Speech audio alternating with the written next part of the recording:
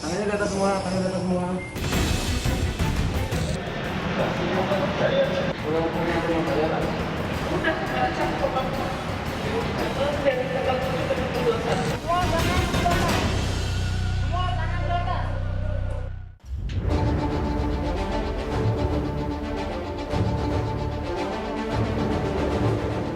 Satu persatu, kantor peminjaman online atau pinjol digerebek petugas lantaran diduga ilegal.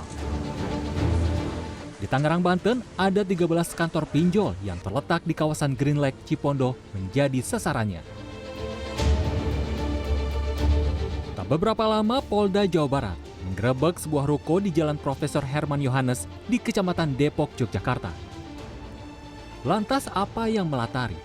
Apakah mereka ilegal atau menagih dengan ancaman hingga membelit korbannya dengan bunga tinggi?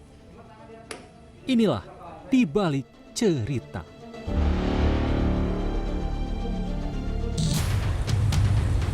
Untuk menggait customer, jasa pinjol biasa tebar jala melalui pesan singkat atau media sosial. Tentunya dengan janji manis. Pencairan mudah hanya dalam waktu 1 jam, dana yang dibutuhkan bisa cair. Warga yang kepepet kebutuhan tak jarang mengambil jalan pintas dengan menggunakan jasa pinjol. Waktu itu memang butuh dana cepat, jadi dengan iming-iming mereka itulah makanya saya mencoba untuk meminjam ke pinjol ilegal, dan memang hanya butuh waktu 30 menit waktu itu. Ada berapa pinjol, kalau sekitar 5 pinjol ilegal waktu itu, waktu awal 5 pinjol ilegal saya juga pinjaman, dan memang hampir semuanya dalam waktu 30 menit dananya langsung cair ke rekening saya. Jadi itulah yang menjadi daya tarik dari pinjol ilegal sendiri. Namun, yang perlu diketahui, dana cair tidak utuh seperti yang dijanjikan, alias ada potongan.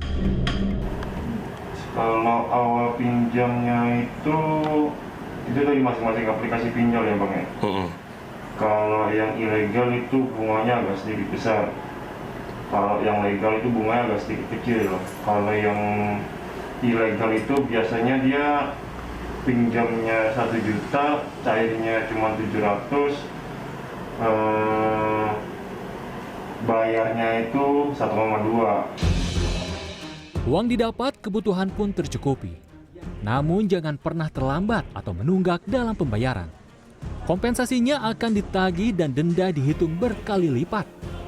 Selain itu, ada penagih hutang yang mengirim SMS ke seluruh kontak debitur, lakukan ancaman dan fitnah, hingga mengirim foto-foto pornografi yang seolah-olah foto tersebut milik korban. Diketahui bahwa ada seorang yang diduga sebagai WNA yang saat ini masih DPO, masih dalam pencarian, berinisial ZJ, Zulu Juliet. Ini di alamatnya di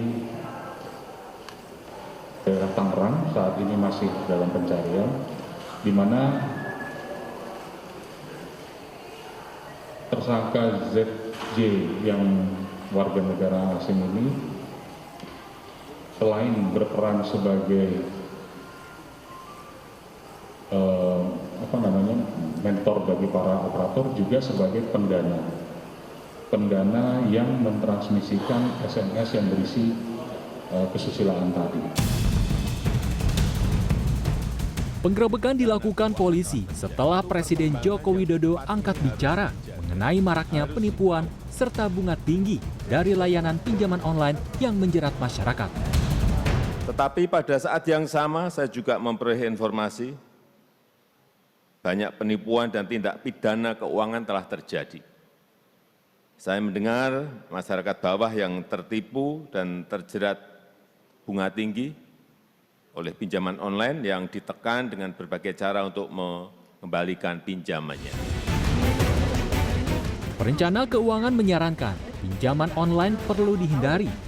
Praktekkan gaya hidup yang sesuai dengan pendapatan.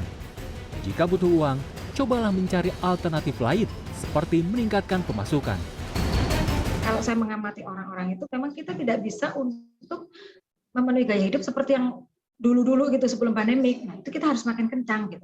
Apalagi kebutuhan juga nggak mau tahu dengan pandemi ini ya, kebutuhan harus, nah itu kita harus lifestyle harus kita tekan. Mau gimana pun saya tetap menyarankan untuk lifestyle kita tekan. Kemudian perencanaan memang lebih harus detail.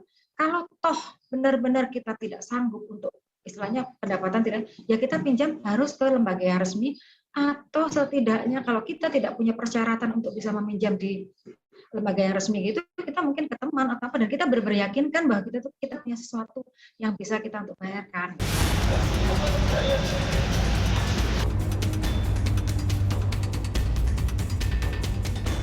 Penyelenggara pinjaman online ilegal memanfaatkan kondisi warga yang perekonomiannya terkena dampak pandemi. Polisi menghimbau masyarakat yang menjadi korban pinjaman online untuk melaporkan teror yang dialaminya kepada petugas. Tim Liputan CNN Indonesia.